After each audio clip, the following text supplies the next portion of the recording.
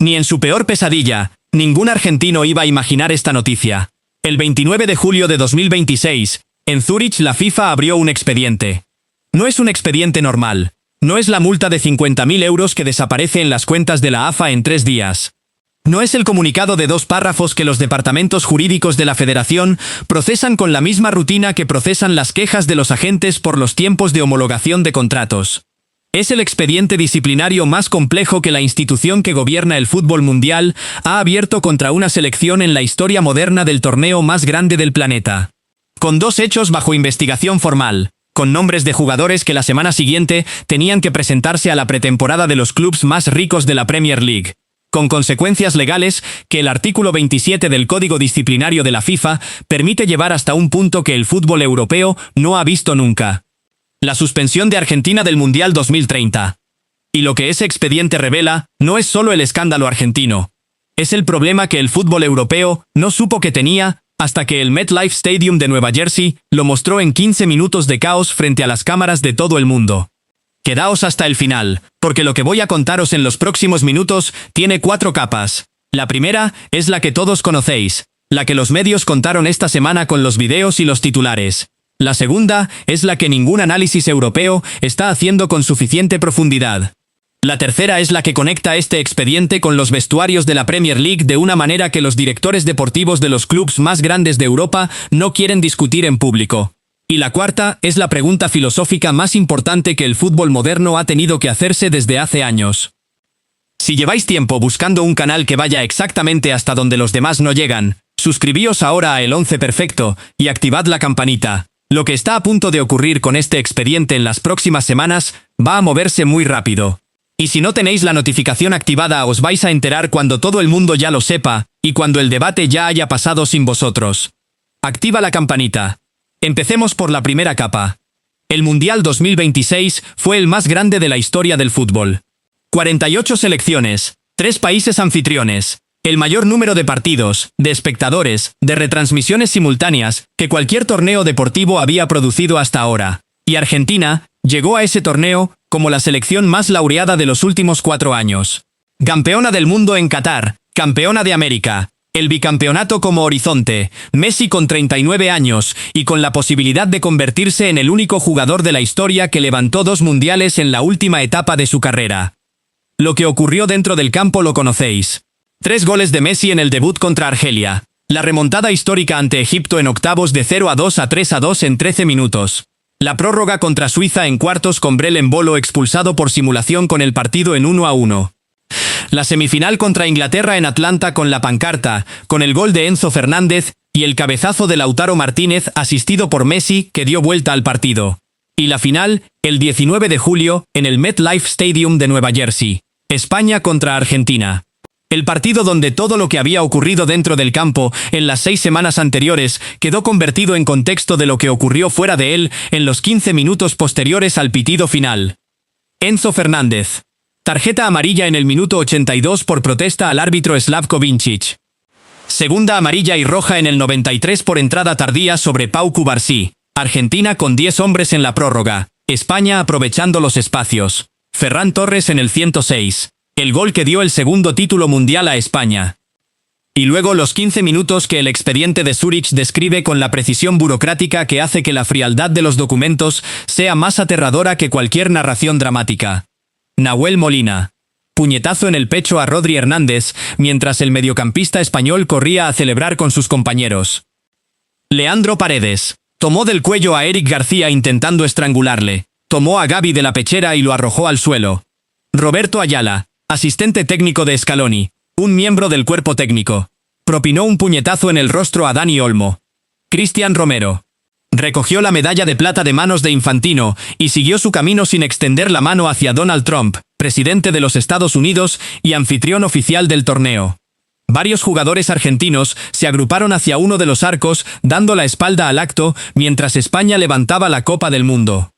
Y en la semifinal de Atlanta, 4 días antes, después de eliminar a Inglaterra con una remontada que produjo la euforia que el contexto de 40 años de historia entre las dos naciones hacía inevitable, jugadores argentinos desplegaron en el campo una pancarta que aficionados habían confeccionado ese mismo día con una sábana de hotel. Las Malvinas son argentinas. Eso es lo que el expediente de Zurich tiene en su primera página. Los hechos verificados. Los que las cámaras captaron. Los que 200 millones de visualizaciones en 72 horas convirtieron en la historia principal de un torneo que España ganó, pero que Argentina protagonizó de la manera más destructiva posible para su propia imagen institucional. Y ahora viene la segunda capa. La que este canal existe para analizar, porque es exactamente la que ningún análisis europeo está haciendo con suficiente honestidad. Suscribíos a El Once Perfecto ahora si todavía no lo habéis hecho. Porque lo que voy a contaros ahora sobre lo que este expediente significa para el fútbol europeo es la parte del análisis que los medios grandes prefieren no hacer porque incomoda a demasiados intereses que están demasiado cerca. Activad la campanita. Enzo Fernández, el mediocampista del Chelsea. El jugador por el que el club londinense pagó 115 millones de libras en enero de 2023. El mismo club que paga su salario, sus derechos de imagen, los seguros que cubren sus lesiones y la estructura que hace posible que cada semana aparezca en los estadios de la Premier League haciendo lo que hace. El mismo club que la semana después de la final del MetLife tiene que mirar al jugador a los ojos en la presentación de pretemporada y gestionar el hecho de que su inversión más grande está pendiente de 3 cargos de agresión en el expediente más mediático que la FIFA ha abierto en años. Leandro Paredes. El mediocampista que durante los últimos meses del torneo estuvo en negociaciones con clubes de la Premier League por una salida del Juventus, cuyo nombre circuló en los despachos de varios clubes ingleses que valoraban su llegada como opción para el mediocampo.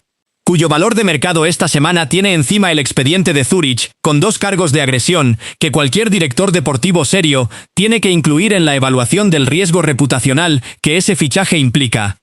Cristian Romero, el central del Tottenham. El jugador que el club de Daniel Levy compró al Atalanta por 55 millones de euros. El defensor que protagonizó uno de los episodios más vistos de la ceremonia de premiación del torneo más grande del mundo, dando la espalda al presidente de los Estados Unidos mientras recogía su medalla de subcampeón. El Tottenham tiene patrocinadores estadounidenses. Tiene acuerdos comerciales con instituciones de los Estados Unidos que forman parte de la estructura financiera que hace posible el proyecto del club. Tiene una gira de pretemporada en Estados Unidos cada 2 años, donde la imagen del club y la de sus jugadores son el activo comercial más valioso que pueden presentar a los socios locales. Y ahora tiene que gestionar que su central más importante es el jugador que en la ceremonia de premiación del torneo jugado en Estados Unidos le dio la espalda al presidente de ese país frente a las cámaras de todo el mundo. Eso no es un problema deportivo, es un problema comercial, un problema reputacional. Un problema que los abogados del club y los directores de comunicación están gestionando esta semana con la discreción que la situación requiere, pero que existe independientemente de lo bien que lo gestionen. Y aquí llegamos a la parte del análisis que nadie en los medios europeos está haciendo en voz alta. La parte que conecta el expediente de Zurich con el problema estructural que el fútbol europeo tiene y que el MetLife Stadium mostró con una claridad que en los despachos de los clubes nadie puede ignorar, aunque nadie quiera nombrarlo. Los clubes europeos pagan 100 millones por jugadores a los que durante 6 semanas cada 4 años no pueden controlar. No pueden controlar lo que hacen, no pueden controlar cómo reaccionan. No pueden controlar las decisiones que en un estadio de 70.000 personas, y con el mundo entero mirando, toman en 15 minutos de adrenalina y de rabia y de identidad nacional que ningún contrato puede anticipar. Eso siempre fue así. Los clubes siempre cedieron a sus jugadores a las selecciones, sabiendo que durante esas semanas, el activo que tienen en su plantilla opera bajo una autoridad diferente, con motivaciones diferentes, en un contexto emocional completamente diferente al que el club puede gestionar durante las 46 semanas restantes del año.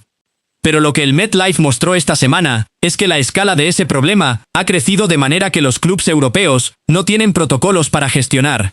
Cuando Paredes toma del cuello a Eric García, cuando Molina le da un puñetazo a Rodri, cuando Ayala golpea a Dani Olmo, las imágenes que al día siguiente tienen 160 millones de visualizaciones, no son las imágenes del jugador de la selección argentina. Son las imágenes del jugador del Chelsea, del jugador del Tottenham, del jugador del Juventus, con el logo del club grabado en la memoria de los espectadores que asocian automáticamente al futbolista con la institución que paga su salario. El Chelsea no ordenó a Enzo Fernández que agarrara del cuello a nadie. Pero el Chelsea va a gestionar esta semana las preguntas de sus patrocinadores y de sus socios comerciales sobre por qué su jugador está en el expediente disciplinario más mediático que la FIFA ha abierto en años. Eso es el problema que el fútbol europeo no supo que tenía hasta que el MetLife lo mostró. Comparte este video ahora mismo con alguien que siga el fútbol europeo y que no haya entendido todavía por qué el expediente de Argentina en Zurich no es solo el problema de la AFA. Es el problema de los clubes europeos que tienen a esos jugadores en sus plantillas. Y si queréis seguir recibiendo este tipo de análisis, antes que nadie suscribíos a El Once Perfecto y activad la campanita. Ahora la tercera capa, la del expediente real y lo que la FIFA puede hacer con él. El argumento que los medios argentinos están usando esta semana para minimizar el expediente es el mismo que siempre se usa cuando una institución abre un expediente cuyo resultado no está predeterminado. Que la FIFA no va a llegar tan lejos. Que Argentina es demasiado grande para ser suspendida del Mundial 2030. Que el fútbol tiene una historia de sanciones simbólicas que resuelven los expedientes sin que las consecuencias sean tan graves como el proceso sugería al principio. Ese argumento tiene precedentes que lo respaldan. En 2014 la AFA fue multada con $26.560 por una pancarta similar en un amistoso contra Eslovenia. En Qatar 2022, los gestos de Dibu Martínez generaron reproches institucionales que no produjeron ninguna sanción individual relevante. El patrón histórico dice que la FIFA multa y sigue. Pero el patrón histórico también tiene una particularidad que este expediente rompe de manera que los precedentes no cubren completamente. El patrón histórico es el de los incidentes aislados. El de la selección que en un torneo protagoniza un episodio puntual que la FIFA sanciona con la multa que su reglamento establece para ese tipo de infracción específica. El expediente de Zurich no es un incidente aislado. Es un expediente que incluye 15 tarjetas amarillas en 8 partidos, 2 tarjetas rojas, una pancarta política que provocó una reclamación diplomática formal del gobierno británico, violencia física de jugadores y de miembros del cuerpo técnico contra jugadores del equipo rival en el campo, y el incumplimiento del protocolo de premiación ante el presidente del país anfitrión. Esa acumulación no es el perfil de un incidente que la FIFA puede resolver con el equivalente institucional de un apretón de manos y una multa simbólica. Es el perfil de lo que el Código Disciplinario de la FIFA describe como patrón de comportamiento sostenido. Y el artículo 27 de ese código permite aplicar sanciones condicionales que en la práctica significan que cualquier infracción adicional en el periodo de vigilancia activa el castigo diferido, que podría ser exactamente lo que el titular más extremo de esta historia sugiere. La suspensión de Argentina del Mundial 2030.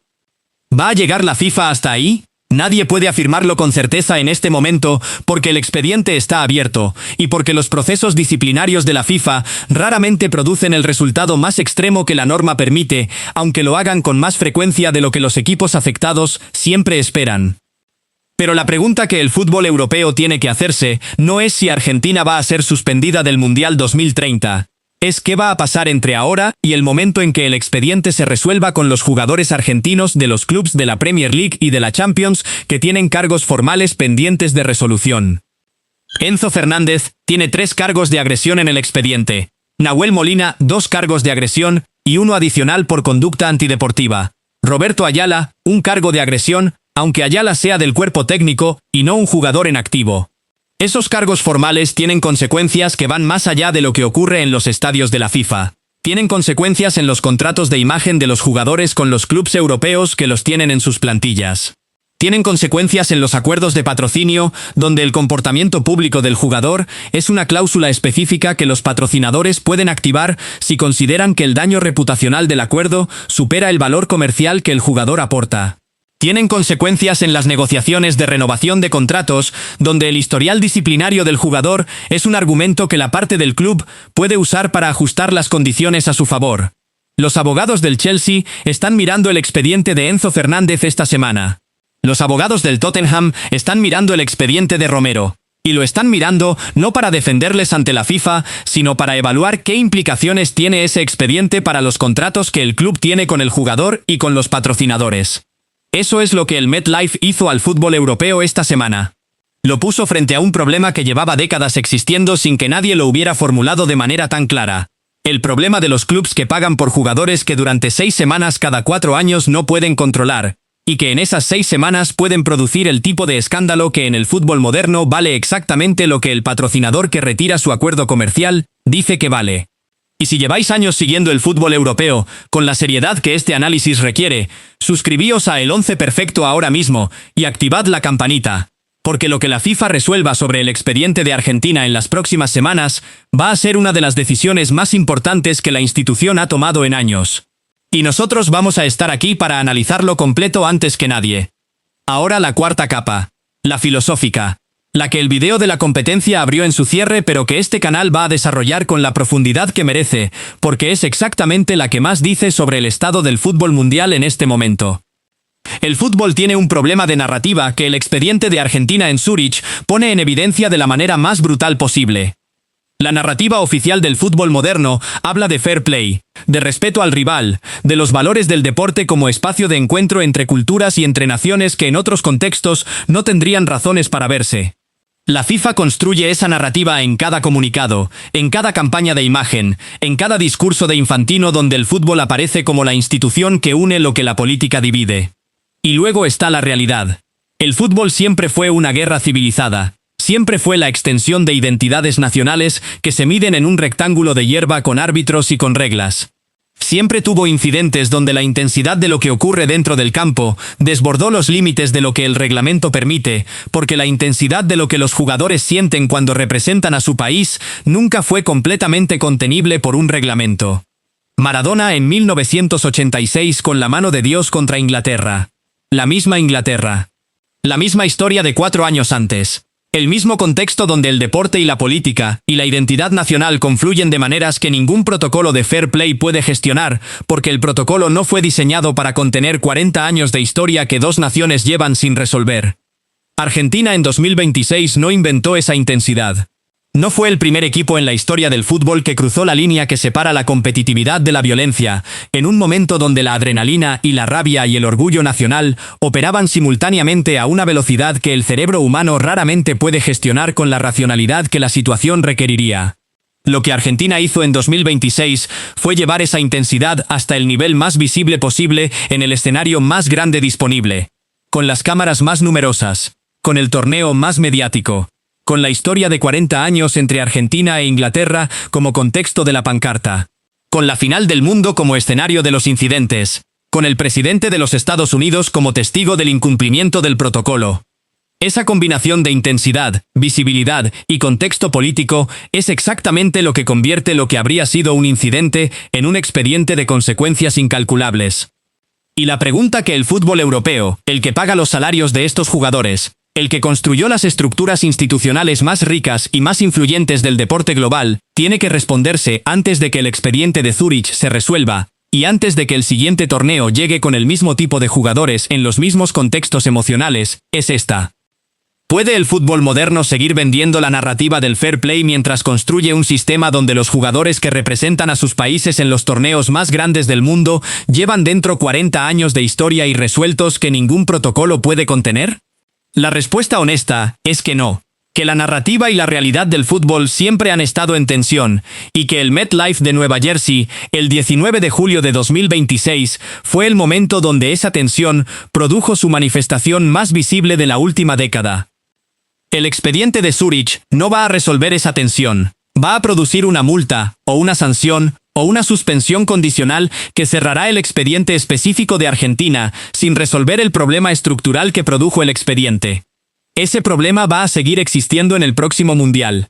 Va a seguir existiendo mientras los jugadores que representan a países con historias irresueltas entre ellos, jueguen partidos de eliminación directa en torneos donde la derrota es permanente y donde la intensidad de lo que ocurre en el campo puede en cualquier momento desbordar los límites del reglamento cuando la historia que esos jugadores llevan dentro es suficientemente fuerte.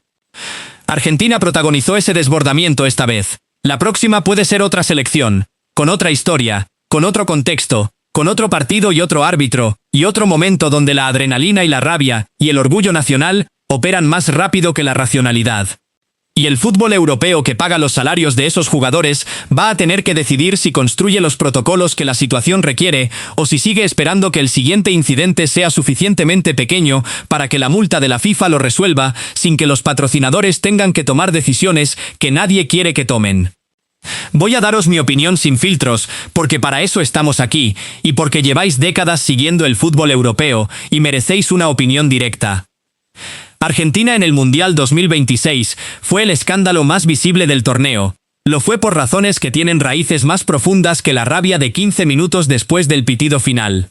Razones que el fútbol siempre supo que existían, y que siempre eligió no gestionar con la seriedad que requieren, porque gestionar esas razones implica tener conversaciones que son más incómodas que la multa. El expediente de Zúrich va a producir su resultado. Probablemente no la suspensión del Mundial 2030, aunque el artículo 27 lo permita. Probablemente una multa significativamente mayor que las anteriores y sanciones individuales para los jugadores con cargos formales. Probablemente un periodo de vigilancia que hace que cualquier incidente adicional en el ciclo siguiente tenga consecuencias automáticas que en este ciclo todavía eran discrecionales. Pero lo que el expediente no va a producir es la conversación que el fútbol necesita tener sobre por qué la intensidad que los jugadores llevan a los torneos de selecciones va a seguir siendo mayor que la que cualquier protocolo de fair play puede gestionar mientras el sistema de los torneos siga siendo el que es. Esa conversación es la que este canal va a seguir haciendo en cada análisis que publiquemos sobre el estado del fútbol europeo. Suscribíos a El Once Perfecto ahora mismo. Activad la campanita. Compartid este video con alguien que siga el fútbol europeo con la seriedad que merece. Y dejad en los comentarios vuestra opinión sobre la pregunta que este análisis deja abierta. ¿Puede el fútbol moderno seguir vendiendo la narrativa del fair play mientras el sistema que construyó produce exactamente el tipo de situación que el MetLife mostró el 19 de julio? ¿Y creen los que lleváis décadas siguiendo este deporte que el expediente de Zúrich va a producir un cambio real en cómo la FIFA gestiona la intensidad de los torneos de selecciones o va a ser la multa más grande de la historia seguida del olvido habitual? Dejádmelo en los comentarios, con argumentos, porque esa conversación merece exactamente el nivel de análisis que lleva toda esta semana sin tener en los medios que cubren el fútbol europeo. Nos vemos en el próximo.